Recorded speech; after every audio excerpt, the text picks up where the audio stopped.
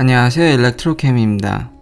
오늘은 한번 이 내연기관들의 어떤 전략들, 제가 전에 이 카본 크레딧 벌금에 대해서, 유럽에서 지금 이 벌금이 좀 세죠. 그래서 이걸 소개시켜 드렸는데, 이 보고서에서 각 그 내연기관들이 유럽에서 어떻게 이걸 지금 헤쳐나가려는지에 대한 좀 더 분석한 부분들이 있는데, 그걸 소개시켜 드릴까 합니다. 근데 전반적으로 현재 이 내연기관들의 그런 전환하는 모습들이 참, 뭐랄까, 조금 애처롭다고 해야 될까요? 반면에 이 테슬라는 이 모델 3의 지금 리프레쉬 모델에 대한 스펙들이 계속 이렇게 유출되고 있는데요. 드디어 모델 3가 이제 주행거리가 350마일을 돌파했습니다. 거의 570km 가까이 될 것 같은데요. 뒤에 이제 3마일 정도 있으니까 대충 암산으로 계산해보면 거의 이제 600km에 다다른 모델 3의 주행거리도 이제 막 늘어나는 거죠. 외형은 거의 그대로 갑니다. 오토 트렁크라든지, 트렁크가 이제 자동으로 닫힌다든지, 모델 Y처럼. 그리고 힙펌프가 들어갈 확률이 굉장히 높고, 왜냐면 그렇지 않고서는 현재 이런 아키텍처를 갖고 여기까지 뽑아내긴 어려울 것이니까요. 그러니까 모양은 그대로지만 속은 더 이제 알차지는, 그럼으로써 이제 기존 내연기관 대비 더 멀리 이제 도망가는 테슬라의 모습이 기대가 되는데요. 그러니까 오늘의 이제 이야기의 핵심은 이거죠. 이 표가 가장 핵심입니다. 이게 보시면 진한 파란색으로 갈수록 어디에 이제 더 집중하고 있냐가 이제 보여지는 겁니다. 이 BEV는 이제 이게 전기차고요. PHEV는 플러그인 하이브리드고, 여전히 내연기관을 이제 아주 효율성을 극대화시켜서 올해를 넘기겠다는 브랜드들도 있습니다. PSA는 이제 프랑스의 이제 시트로엥 그룹이죠. 플렉시빌리티는 요게 이제 어떻게 이제 전환할 거냐는 거죠. 그래서 PSA는 여전히 내연기관을 좀 더 이제 효율성을 극대화하는 거고요. 시트로엥뿐만 아니라 토요타, 포드도 굉장히 아직은 내연기관을 굉장히 이제 효율성을 증대한다고 해야 될까요? 토요타 같은 경우는 정말 놀라운 것은 이렇게 뭐 전고체 배터리를 생산하겠다, 앞서가는 모습으로 이렇게 이미지 마케팅을 하는 이런 홍보도 하지만, 실상은 자사의 간판 모델인 이제 거의 미국에서 프리우스를 제치고 가장 널리 알려진, 누누이 말씀드리지만 우리는 SUV 시대에 살고 있습니다.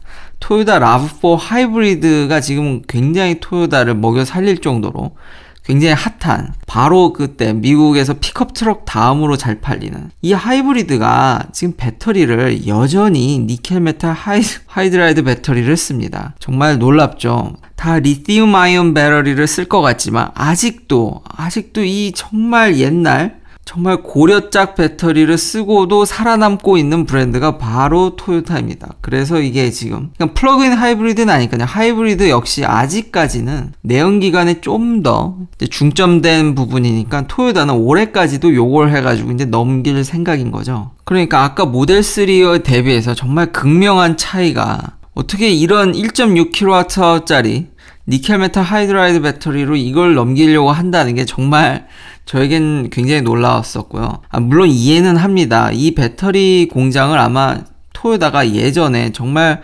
엄청나게 투자를 해서 만든 걸로 기억을 하고 있거든요. 그러니까 이미 초반에 업프론트로 낸 돈이 너무 많으니까 최대한 끝까지 뽑아먹으려는 그 노력이 정말 느껴지는 부분이라고 할 수 있겠습니다. 자, 이제 포드는 어떨까요? 포드는 그와 반면, 전에도 말씀드렸듯이 유럽 내에서 이 쿠가 이제 미국에서는 이스케이프로 팔리는 차인데, 이것은 이제 플러그인 하이브리드 버전으로 굉장히 히트를 쳤고, 이걸로 엄청 꿀을 굉장히 히트했습니다. 이제 미국에서도 대대적인 플러그인 하이브리드를 이제 준비하고 있는데, 제가 전에도 그 소식을, 안타까운 소식 하나 전해드렸죠. 지금 홀드된 상태거든요. 그러니까 딱 포드는 요 플러그인 하이브리드가 조금 이제 좀 파란색이죠. 여전히 내연기관을 많이 효율성을 높이고 팔지만 이걸로 이제 플러그인 하이브리드로 이렇게 전환하려고 그러는데 이게 지금 불이 났거든요. 그래서 이런 기사가 나옵니다. 지금 저 쿠가를 많이 팔지 못하게 되면은 지금 벌금을 낼 위기에 처해 있는 거죠. 그래서 지금 그 크레딧을 구하려고 사방팔방 지금 뛰어다니고 있다라는 겁니다. 그러니까 이런 지금 전략적인 차종이 타격을 먹게 되면은 판매량 감소로 인한 손해뿐만 아니라 지금 크레딧 이제 환경 그 분담금도 내야 되는 문제에 닥치는 거죠. 현대기아차는 코나 EV라든지 뭐 기아 니로 EV라든지 역시 전기차에 확실히 밀어주는 모습이 여기 이 보고서에도 보여집니다. 하지만 보시면은 현대답게 모든 부분에서 다 간을 보고 있는 것을 알 수 있습니다. 그러니까 전혀 전기차에 몰빵한 건 아니고 이렇게 산타페를 미국에서도 플러그인 하이브리드를 준비한다든지 여전히 다른 차종들도 준비를 하고 있습니다. 그러니까 이런 사태, 지금 포드는 거의 PHEV에 좀 더 몰빵한 상황인데 지금 저 차가 지금 팔질 못하고 있으니까 지금 벌금 내게 생겨서 위험한데, 현대는 이게 지금 설사 그런 위험에 처한다 할지라도 저렇게 다른 차종들을 다 준비한 게 플렉시빌리티가 좀 높은 편을 볼 수 있죠. 폭스바겐은 저는 ID3나 ID4를 준비하고 있기 때문에 굉장히 전기차에 몰빵했다는 대외적 이미지와 달리 이 보고서에는 PHEV랑 전기차를 이제 비슷하게 준비하고 있고 언제 어떻게 갈아탈지 모르는 플렉시빌리티를 보여주고 있습니다. 실제로 찾아보니까 아우디 Q8이라든지 지금 투아렉도 플러그인 하이브리드 버전을 내놔서 역시 전기차와 약간은 이제 같이 파는 모습을 보여줍니다. 반면에 이제 BMW랑 이제 벤츠는요, 당연히 이제 전에도 말씀드렸듯이 PHEV에 이제 집중하는 모습을 보여주는데요. 여기 보시면, 야, 볼보는 이게 파란색이 전기차고 이제 회색이 플러그인 하이브리드인데 볼보는 그냥 플러그인 하이브리드만 팔고 계신다고 보면 되겠고요.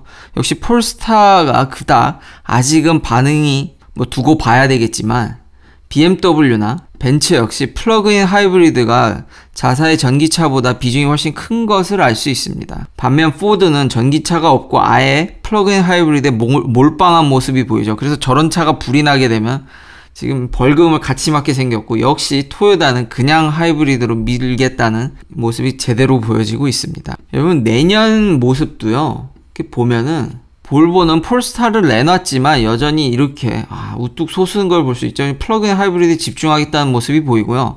BMW, 다임러 역시도 전기차 비중이 플러그인 하이브리드보다 적습니다. 폭스바겐 그룹도 아마 ID3나 ID4가 얼마나 이제 잘 팔리냐에 달려있긴 하지만 만만치 않다라는 걸 볼 수 있죠. 이렇듯 내연기관들이 그렇게, 그러니까 결론은 전기차에 이렇게 몰빵하는 모습은 아직은 안 보인다는 겁니다.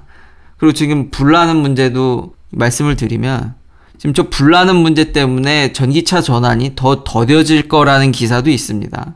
아직 지금 제가 그 포드가 어느 셀을 쓰는지를 이제 밝히고 있질 않아서 그것을 찾진 못했는데요. 참고로 그 코나 EV뿐만 아니라 지금 GM의 쉐비볼트도 NHTSA가 조사에 들어갔습니다. 아직 단정 지을 수는 없지만 이 차도 LG화학의 배터리를 쓰긴 합니다. BMW 역시 플러그인 하이브리드에서 지난번에 제가 리콜 얘기를 알려드렸죠. BMW 역시도 셀에 대해서 좀 더 이렇게 정확한 정보를 쉐어하진 않더라고요. 하지만 이제 추정하기로는 삼성 SDI나 지금 CATL 배터리가 의심되고 있는 상황이긴 합니다. 그러니까 테슬라를 제외하고는 정말 행보가 뭔가 발목이 잡힌 뭔가 찜찜한 이런 느낌들을 지워버릴 수가 없고요. 근데 플러그인 하이브리드는 실제로도 이 소비자들이 그렇게 충전을 열심히 하지 않아서 리얼 데이터는 CO2를 더 많이 뿜는다는 기사를 제가 알려드리기도 했는데요. 그와 별개로 법적으로 이미 유럽에서 플러그인 하이브리드에 주는 이런 슈퍼 크레딧 에미션에 대한 그 웨이트 밸류가 점점 해가 갈수록 줄어듭니다. 그러니까 플러그인 하이브리드는 답이 안 된다고 할 수 있겠죠. 그러니까 요 2022년까지 요 보릿고개를 어떻게 넘기느냐가 참 내연기관의 핵심 포인트라고 할 수 있는데, 이런 돌아가는 상황을 종합적으로 봤을 때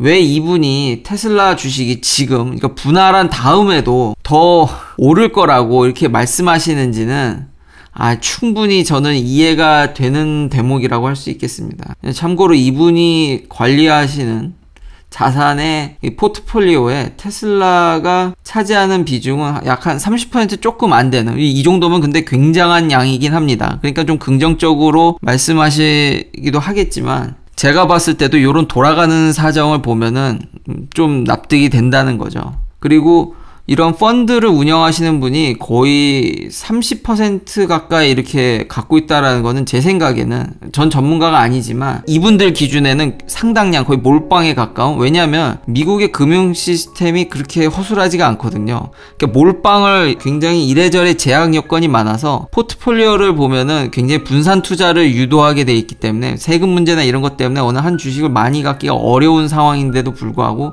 이 정도면 상당한 양이라고 할 수 있겠습니다. 긴 영상 시청해주셔서 감사합니다. 내일도 테슬라 관련 이야기들로 찾아뵙겠습니다.